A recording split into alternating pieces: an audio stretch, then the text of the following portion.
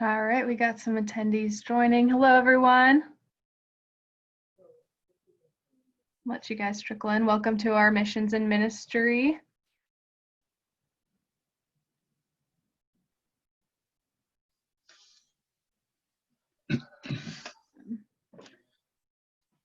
As you guys join, my name is Nicole. I am an enrollment counselor in admissions. I work with Midwest students, so I may have had the pleasure of working with some of your children. But yeah, we'll just give it a couple more seconds, wait for some more people to join.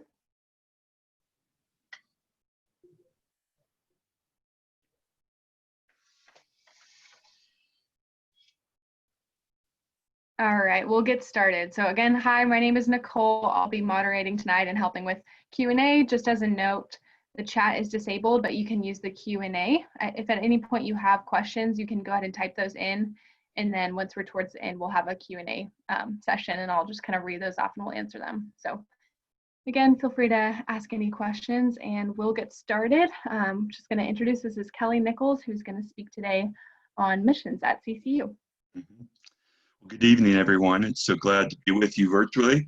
My name is Kelly Nichols. I'm the Director of Student Missions and Outreach at Colorado Christian University.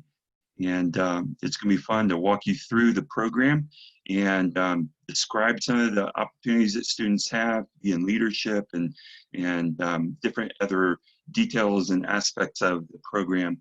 But before I do want to just pray for us, if that's okay. And then we'll get started. So if you would just pray with me. Lord, dear Lord, we thank you so much for your goodness and your faithfulness to us. Thank you for your calling in our lives as people who believe and follow Jesus Christ, who make nations among all the peoples of the earth. And I just pray as I describe this process or this program tonight at CCU, that you would just direct the hearts and the minds of those who are attending and potential students or parents, and yeah, just let be glorified in our conversation and help this be a clear presentation of what you're doing at CCU, so that they can have an idea of how they can get plugged in and what we're doing there to make your name known. Lord, we love you and we thank you for your goodness to us. In Jesus' name, amen. Well, I'm going to share my screen with you because I have a PowerPoint that I wanted to share with you guys, and it's going to be about 15 minutes. So I'm going to talk maybe about 15-20 minutes, and then we're going to open it up to question and answer. So there are a couple things that missions and ministry at CCU looks like, and that is the first one is our local ministries. We take that verse out of Acts 1:8 seriously, and we kind of model our department after that verse. And if you remember that verse, Jesus said to his disciples, when the Holy Spirit comes upon you, you will be my witnesses in Jerusalem, in Judea and Samaria, and the uttermost parts of the earth. So what we've kind of planned our program around is our Jerusalem basically is the Denver metropolitan area. And so just wanted to kind of go through the slides here. First of all, for those of you that are not in Denver, just a little kind of setting the stage, so to speak, for the ministries. Denver is a really fast-growing city. It's in the top 20 largest cities in the USA, and for the past at least 5 years, it's been one of the top cities that people are moving to. So it is roughly 2.7 million people, and it's growing. Every year it seems to grow more and more. Our campus is in Lakewood, Colorado, which is the in the southwestern suburbs of Denver. And we have approximately 157,000 people. That's not a whole lot, but that shows that there's plenty to do, both in Lakewood and in Denver. There are more than ample opportunities to get involved in ministry. And one of our CCU's values is we're trying to get students involved in ministries and trying to find out what they're interested in, what they feel God calling them to. And not just when they graduate, but really as they're learning and as they're with us at CCU. So we do that with, currently we have 5 ministries. First one is called All Things, and it ministers to the children and the families of the children at our children's hospital. And then we have Cross Nations, refugee and immigrant community ministry here in Denver. We have a homeless ministry in Denver called Sojourners, but we shorten that to Sojos. We have a inner city children's ministry called West Side. And we have Young Hearts, which is a ministry to nursing homes and senior living centers. One of the things at CCU is that we really want it to be student focused. And so in our local ministries, as well as our mission trips and our missions program, they are student initiated and led. And what that means is that you could come to CCU with a heart, either experience in a particular ministry or a heart for a particular ministry, and we could completely get you going with that here in Denver. In fact, I want to tell you briefly about the All Things ministry, just to give you an example. It was started 4 or 5 years ago by a student named Abby. And Abby had grown up with chronic health issues. And in fact, she spent a lot of her upbringing in that same hospital, at Children's Hospital. When she got to CCU, she came to me and said, Kelly, I would love to start a ministry. Here's my experience. I know the misery of being in the hospital for days and weeks on end with nothing to do. I would love to start a ministry that we could take this to children's ministry and cheer the kids' lives up and minister to their families. And so we got it going. And right now, that's one of the, they're the most popular ministries that we have, is because there's just this student had an experience and met a need and had a heart for it, and it continues after she graduates. So that could very well be something that the students coming help us develop, and we could help them develop. Being student initiated and student led is a core value of our ministry programs at CCU. The other thing is we have staff advisors. So each student ministry will be coupled with a faculty member or a staff member. And that's just for mentoring and to help with the leadership of the ministry itself. Mentorship and mentoring is a big part of the community at CCU, and we know that students will need help and have questions along the way. And these are staff and faculty members who have a heart for ministry themselves, and so they want to be a part of a ministry, and they want to help the student develop their leadership abilities and grow in that and develop that ministry as well. And so then, one of my big words and one of our big words is intentionality. We don't just kind of get things going and just hope they pan out, that we really put a lot of intentionality into leadership development and helping these students develop solid long-term partnerships with those ministry partners that we have here locally. We realize that we have a chance to pour into our students for the brief period of time that they're with us. We take that very seriously. And so we want to find that right combination of letting them lead and giving that responsibility to them, but then also having a staff member or faculty member there right alongside them and helping them grow and develop as they lead this ministry. And there are some other things that we do as well. I just want to kind of go through these to give you an example of the intentionality that we put behind our training. It starts in the fall. And of course, the fall is a lot of recruitment, and we go through a leadership program called situational leadership, which helps people understand how to lead people, different kinds of people. And then we help them learn the CCU rope, so to speak, scheduling events and how to develop teams and all those things that get a team going initially. And then that leads to training in the spring, where we really kind of dive into more leadership, helping them in their process of leadership, helping them to delegate and resolve conflict, and all of those different elements of leading that come up as they are in the midst of it, and in the ministry, and leading a group of their friends and their peers. They meet monthly with myself and other staff members beginning in the fall. And we even have a student who is called the local ministry intern. And what his or her job is, I say her because it was a girl this past 2 years, but she had experience with leading a ministry, and she was able to help lead the leaders of ministry, the student leaders, from a student's perspective.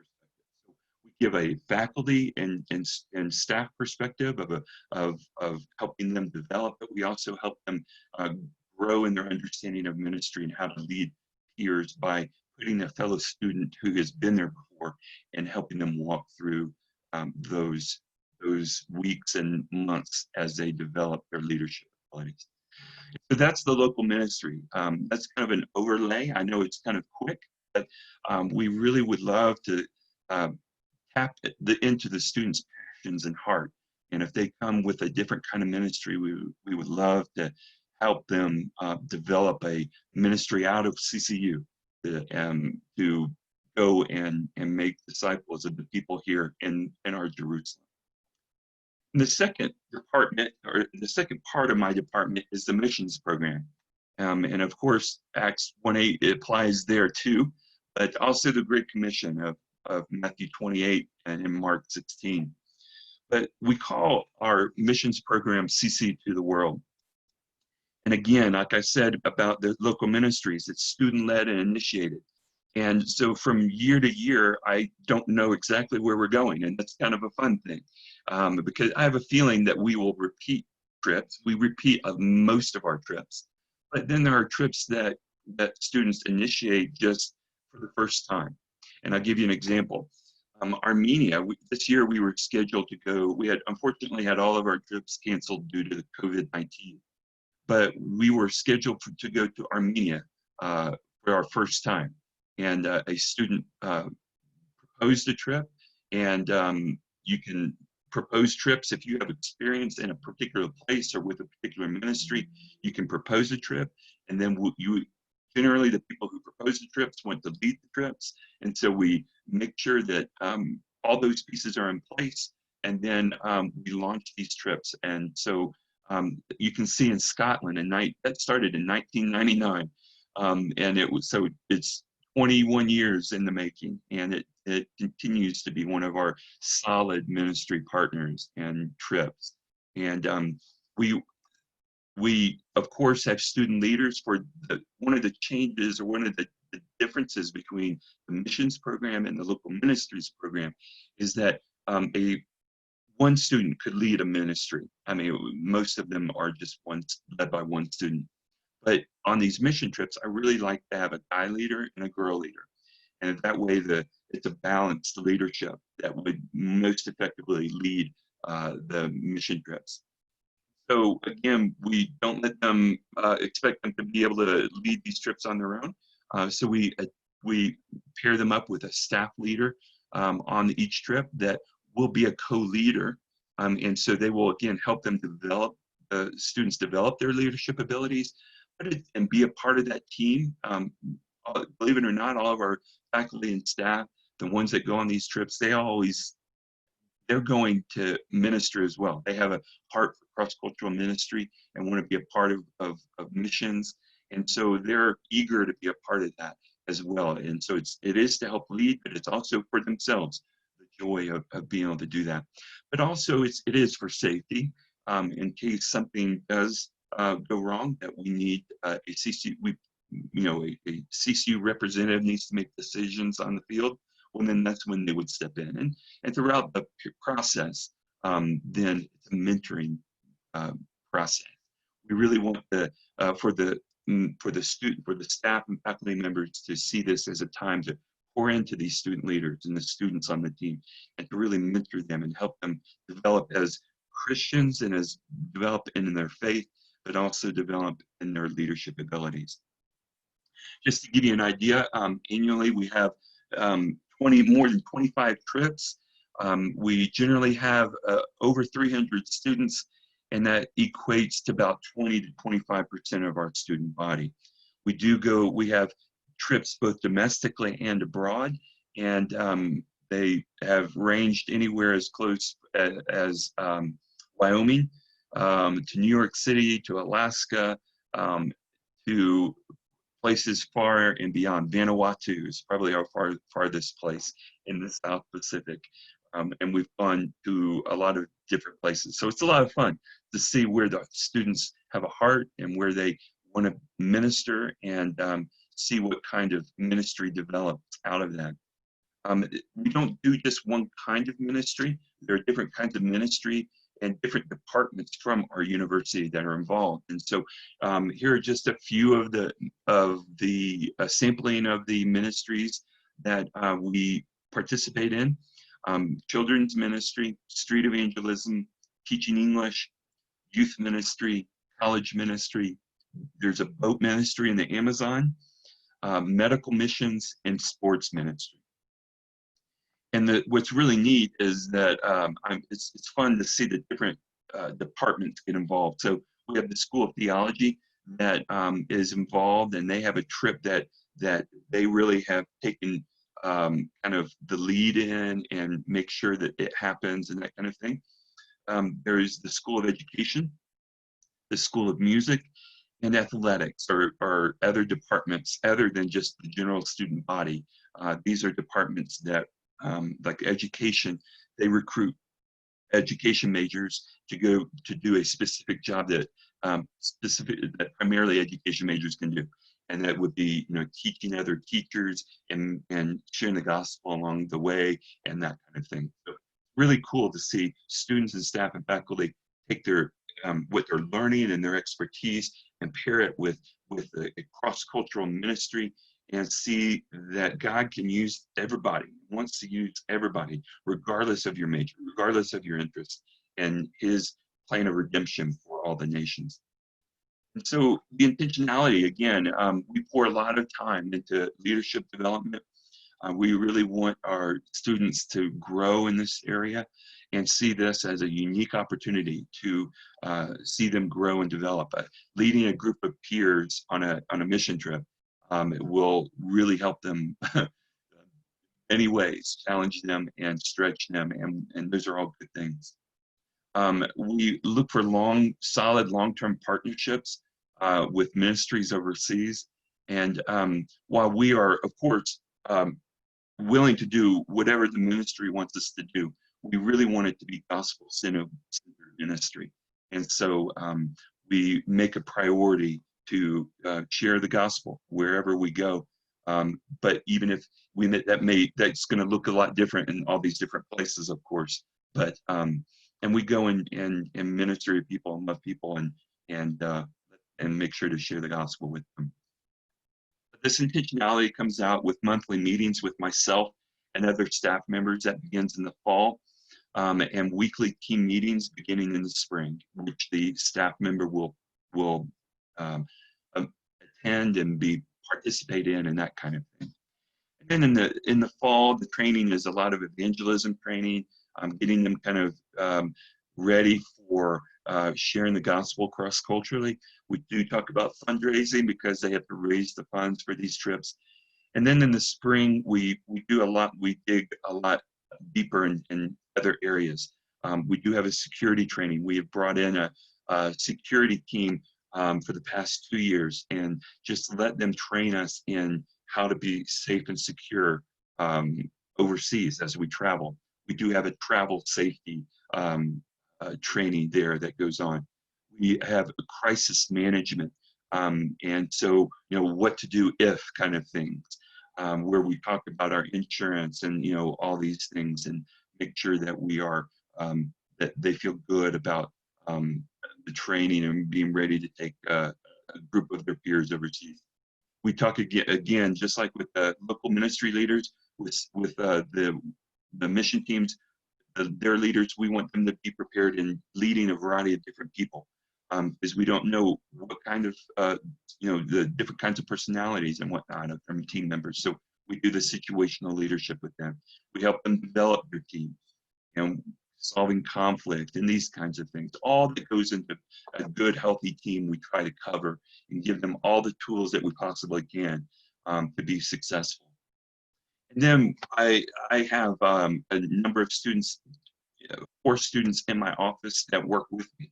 And so just like the local ministries had that local ministry intern, then the mission teams will have their interns as well. So they will help me lead these teams and meet with them regularly and help them navigate all the things that we have to fill out different forms, and we have different things that we have to do before we go. And so they help from the administrative kinds of things to help me train the students and the leaders throughout the year. So that's basically CCU to the world. That's our local ministries, and then now CCU to the world. And I just want to end with some other specifics and details. There are ministry hours that are earned during both of these kinds of ministry. If you maybe you may or may not know, but each student needs 180 ministry hours to graduate. And so missions and local ministry is a great way to get those. You can see that on mission trips, you get 40 hours of ministry hours per week of service. And then with the local ministries, you just, the leader will keep up with who comes and how long each week, how many hours each week that you're involved in ministry. And then they turn those in at the end of the semester, end of the year, and all these will apply. So it's a great way to get ministry hours. It's a great way to develop leadership. You saw in both the local ministries and missions, we really try and be very intentional with our leadership development. My family and I were missionaries internationally for 14 years, and so whatever we've learned, we're trying to pour into our student leaders. And so we realize that there are going to be certain things that they need, and we try and pour that into them. And we have learned that, with the budget responsibilities, setting up events, there's some other administrative things that we teach them. So it's a great way we don't let them just take this responsibility on themselves. We're right there with them, but we want them to kind of lead out in this. And it's fun to see the students grasp hold of what God's called them to and be led in that way. The personal ministry, I love seeing the students develop these things, discovering their passion for in life, or what their life pursuit is, or what they feel God calling them to do. Many times, students will come back from a mission trip, and I've had it on my teams where students see this and they love the ministry, and they say, I could see myself coming back to do this. Many of them have. And so just seeing the Lord use these opportunities to grow them personally is just a really fun experience to walk through with them. They develop a greater worldview, and so they understand different peoples and different how to reach different peoples and how to minister to it in different ways. And that's always a great thing. They develop their abilities in evangelism and discipleship making. We really hold that as a priority for these trips as much as we possibly can. And so we are wanting that to be something that they grow in and develop in. And then finally, this is my last point, that there are internships and longer options for longer service. I've been, one of the fun things about my job is I get to see keep up with students and see where they end up. And just the internships that one of these students I'm thinking of in particular, we went on a mission trip. She led the ministry. She kept up with the missionaries and the ministry itself, and she ended up getting offered an internship after she graduated.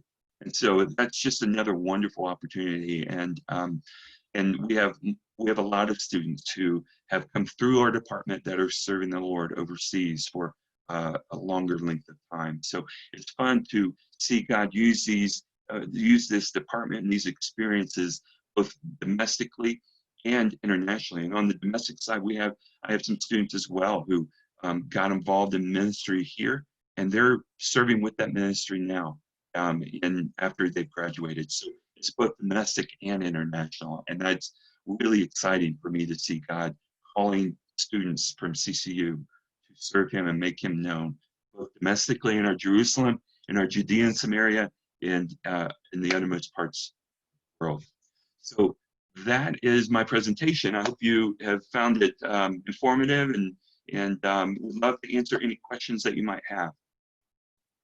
Thank you so much, Kelly. We got a couple questions coming in here. So first one, what is the average number of students on a mission trip, and do these students get college credit for the mission trips? So the average of the average team is between 8 and 10. Now we do have larger groups if the ministry itself has requested a larger number in order to accomplish the ministry. We do our best to accommodate those. But the largest one, just to give you an idea, the largest one that has come through my department has been 20 and 25. And the small, and we'll go down as far as few as 4, but that is only in a particular situation where more would not be advantageous. And so anywhere between, the absolute smallest number would be 4. That would be 3 or 4 students with the staff or faculty member. And the largest, really, it depends on the ministry. 8 to 10 is the average, and that is with the staff member or faculty member.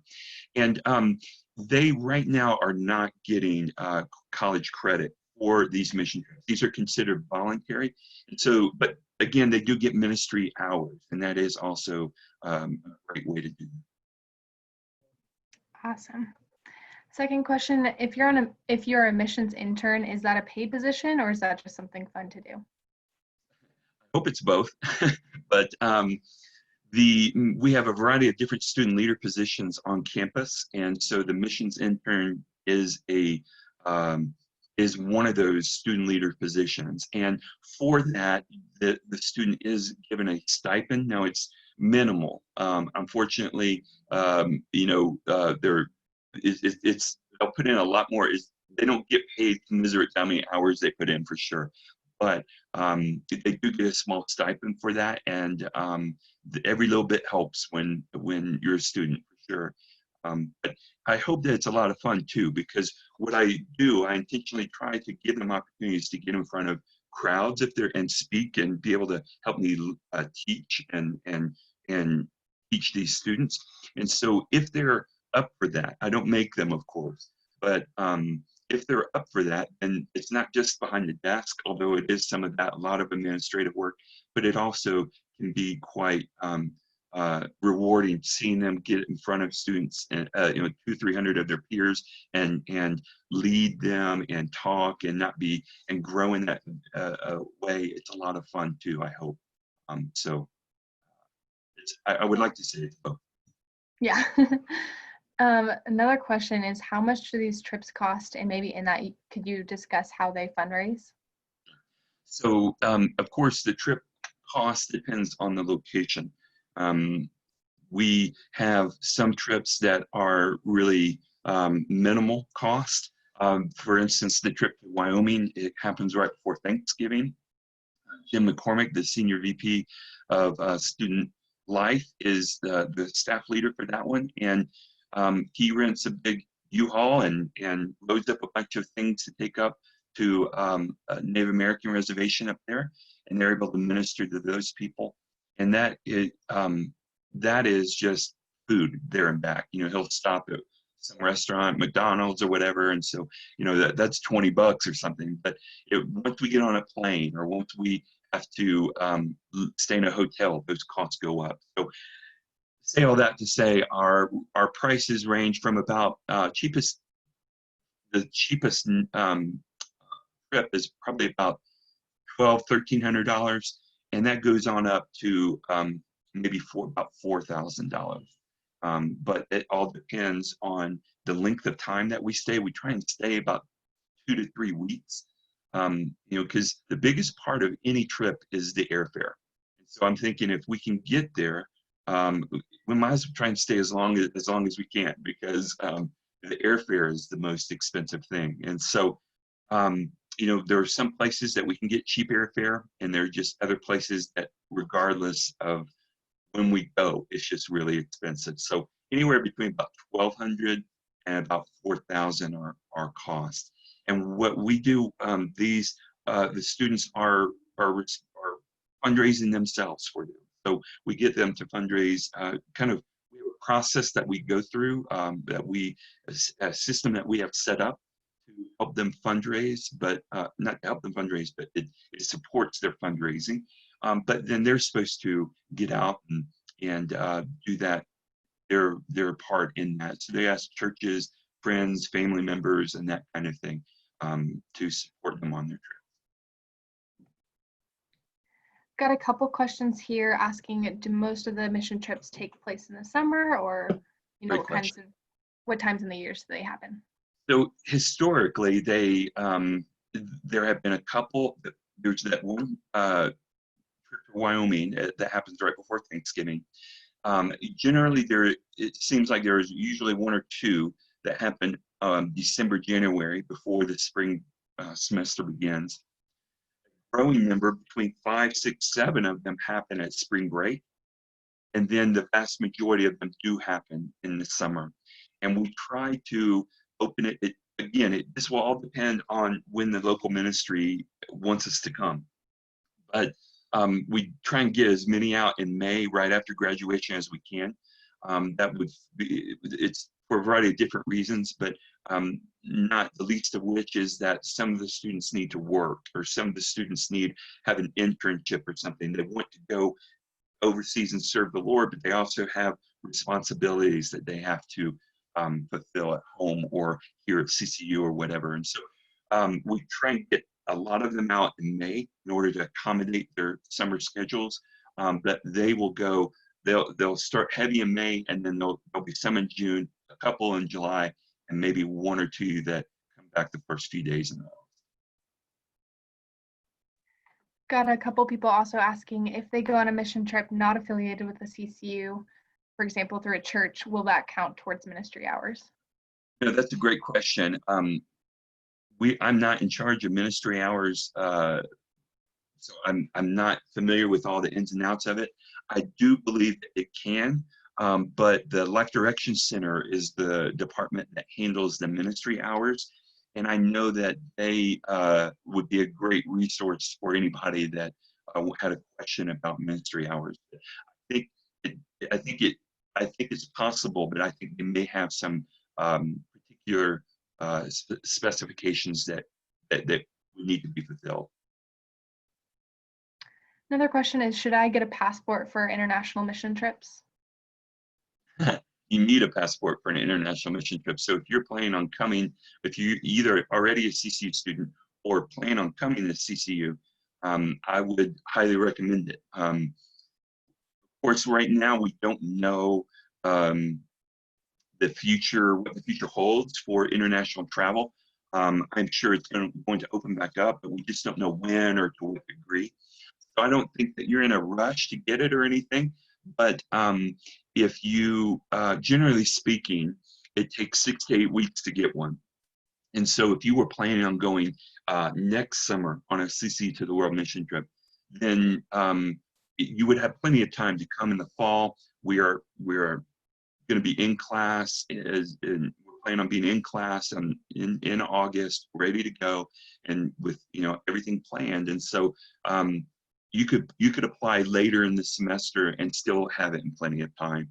If you're planning on going over spring break, you could still do it in October or November without being in any rush. But you would need to get one at some point soon. Another questions that are kind of related: how do students get on a trip, and can freshmen go on these trips? Yeah, absolutely. So we actually have a missions conference in October. Let's see here. It's called exigency. I love that word. It means a state or condition that needs urgent, I mean, a state or condition that needs immediate assistance or help, or remedy. So it's like an emergency. And I think that's a great cause, a great word to describe missions. Um, so we actually launched those in October. And then we will have all the trips together. We'll have the student leaders in place. And then at this missions conference, the first week in October, all the mission trips will be presented. And then you can apply beginning that then for whatever mission trip you want. So we have an online application that we'll make sure everybody knows about. But and then you'll have interviews with the staff, with the student leaders, and just to make sure you get to know them before you go or sign up. And then we'll have our teams set up in November, and you'll start fundraising, and then the process begins. And for sure, freshmen can go. We love it when freshmen go, and so we have freshmen going every year.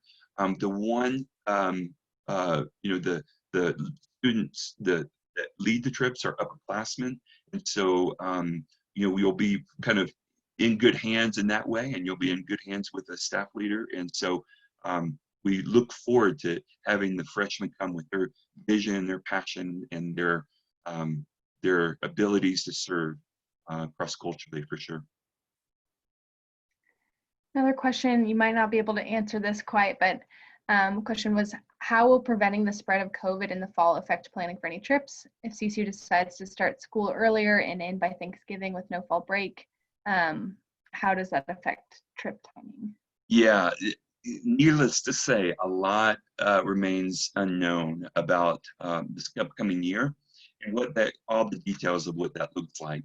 I wish I could go into detail, but your question is very valid, and I wish I had a good answer for you. I don't know how that's going to affect it exactly, because I don't know what the limitations or parameters will be. Of course, we're going to have things will be different, and we know that. How different, we just don't know. I'm sure that the airlines will be flying, and I'm sure that ministries will be ready to take us again and ready to have us come and serve alongside them. But I don't know exactly how that's going to change the size of the team, or the what they're able to do, and this kind of thing. That's a great question. I wish I had an better answer for you, but just know that we're going to plan as if everything's go, and then we will adjust when we're told to adjust, if that makes sense. So we want to be wise and obey what we need to, the restrictions that are in place, but we also we'd love to, we're a very missions minded university, and we would love to get back to sending students around the world again. So I hope that answers the question enough. Yeah, that's great. Next question is, can you go on multiple trips in 1 year? Some students have asked me that before, and it's a bit challenging because what we're asking you to do as a student would be to not only fundraise for that trip, but to come to the weekly team meetings in the spring and be committed to that team. And so if you were committed to team A and you had the team meetings there and everything, and at the same time you could, and it was going at a time, say at spring break or December, whatever, and then you wanted to be on one going in the summer, that's very doable. But 2 summer trips might be a challenge. We're open. I mean, I'm not going to say no.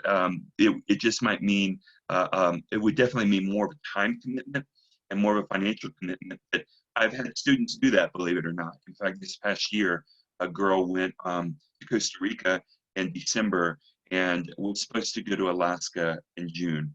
And of course, we had to cancel that trip as well as the other ones. But so For sure, I'm not opposed to it, but we just have to kind of make sure that the student knew the commitments and was willing to take those on. Great. Another question that I can follow up with someone in the office of our chapel if we need to, but can you elaborate on how students earn ministry hours? Sure. So there are, this is what I know. So if any of the, one of our desires at CCU is to get our students out making a difference in the world and through ministry. And so we are, we have set up 180 hours. And it's just like chapel credits, basically, or chapel, you have to go to 180 chapels. You have 180 ministry before you graduate. So if you you know those generally come in chunks. There are people who go to a ministry every week and are allowed to collect those hours and turn those in. But then sometimes students go on a mission trip and get a big chunk, and go on another mission trip and get a big chunk. I do know one of the kind of parameters there is that this is ministry that you're not paid to do. So it's a voluntary thing. And so if you're on staff at a church that and you're being paid to be on staff at a church, I know that's one of the parameters that we say that's not what we're looking for. But if you volunteer at your church, that would, like if you volunteer in the kids program like that, that would. So again, the Life Direction Center is the contact you want there. But on my end, as far as my department, I know it's a great way. We have multiple ways that you can earn them. So it's a wonderful opportunity to that the students have to be involved in ministry as they're going, and be able to lead the trips and lead the ministries as well. So any other kind of specific details, I'll have to defer to the Life Direction Center on that. Great. And then another question that came through, can you apply to as many trips as you want and then go through the interview process, or do you have to have a certain amount you apply for and then begin the interviews? So we generally ask that you apply to 3. You pick 3 that are your top you're most interested in, and then once you apply, then those student leaders will contact you and set up a time to meet you, kind of have a short interview with you, just to kind of get to know you better and let you answer any questions and that kind of thing. And there have been students who didn't apply till late or something like that. That generally doesn't happen. But we have allowed, there are ways around that too. I mean, what I mean by that is we have a deadline, but if a student missed the deadline, had computer problems or whatever, then we'll include them in that interview process as well. But there is a certain number of trips, and then if you change your mind and then you want to say you applied to trips A, B, and C, and then you say, oh, I'd also like to apply for these other trips, maybe things changed or whatever, then you can do that as well. But we start off with 3 and then kind of go from there. Awesome. We have about 15 minutes left, so if you guys have any lingering questions, please ask them, but I have some that I will go ahead and ask. What is the process of getting a mission trip approved?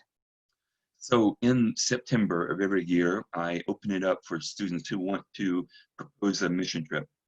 And it basically involves filling out a form and coming in and talking with me about it. And I do that, the organization, because I want to make sure that we're like-minded in that kind of way.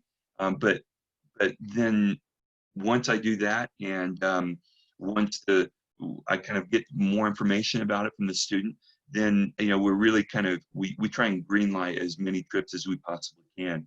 We're not looking for one ministry over another or anything like that. Again, we want to be student initiated and led, and so we want the students to kind of dictate where we're going to go. And so generally the student who proposes a trip wants to lead it. And there have been a couple of trips in my 8 years here that where the student didn't want it, they proposed it, but just weren't ready to lead it or whatever. And that does happen, but uh, then there's another application for the student to apply to lead the trip. And then I would have them, generally I do both at the same time. And so, but then again, I'm looking for abilities to lead and maturity level. I'm trying to get an idea of how the student might be as a leader and that kind of thing. And assuming that both go well, then we kind of start looking for staff leaders. And generally the student, if the student is not a freshman, maybe it's, they've had experience with a particular professor or staff member, then they can go approach that staff member and ask if they would help lead this trip. And generally they're quite eager to do that. There might be circumstances that would prevent them from doing that, but generally they would like, they enjoy being able to get to know students, serve alongside them. And so then it's a matter of launching the trips at that missions conference, and then interviewing and recruiting, and we start our training in November. So we get the process going pretty quickly. But just want you to hear me say it's open. It's open to wherever the students might want to go, and it's just a matter of filling out a form and coming and talking to me about it, and we get you going as easily as that. Awesome. Looks like we don't have any more questions coming in the chat, so I have one final question. Is there any sort of debrief after these trips? How do they kind of come back and process through what they experienced? Yeah. The challenging thing about the summer trips is that there are, we don't have any students back on campus. And so we don't really have a place for them to sleep overnight or something and debrief or anything like that. And generally when the students aren't all from Denver, and so they're from all the different states, and so they come back to Denver to fly out, and then when they hit the Denver airport, they generally are scattering back to their homes. And so we have tried in the past, and we will for sure continue this, is to have a debrief at the beginning of the semester when you come back. I know it's not perfect, but it's really like the best we can do, because the summer is just too difficult to debrief students. So we do have a counseling center, and there are generally 1 or 2 people in that counseling center with missions experience, and they love to talk through debriefing things. It's not not the traditional counseling thing, but what I mean by that is they love to debrief students on their mission experiences. So, we try to tie them into it. I can do it as well. I've involved a local ministry as well from time to time. And so we do try and debrief, but fortunately, it waits until the fall when they come back. And but we do want to hear about their experience. We want to be able to pray with them through their experience. We want to be able to improve if there are ways to improve, but support in whatever way that they can need to. We can support them and continue to see God work in and through them culturally. So, yeah, great question. Awesome. Then that looks like all the questions for tonight. Thank you so much, Kelly, for taking us through this presentation. Thank you for everyone who joined on this. This was just a great time. So thank you all. I will go ahead and pray, and then we can close out. So, dear Lord, thank you so much for this day. Thank you, God, for this presentation that Kelly put together about CCU missions and ministry. And thank you that this is a campus that seeks to spread your message of salvation to the world. God, I pray that you would just help us, give us wisdom for the coming year of how to proceed. And I pray, Lord, that you would just move in people's hearts all across the nations, Lord, and bring them to your saving grace. Christ, we thank you so much for what you've done on the cross and what you are continuing to do to bring redemption and healing and grace into our lives. So Lord, thank you for being the good Father to us, and just be with us the rest of this night. In Jesus' name, amen. All right, thank you guys so much for joining. I'm going to go ahead and end us off. Thank you again, Kelly, and have a great night.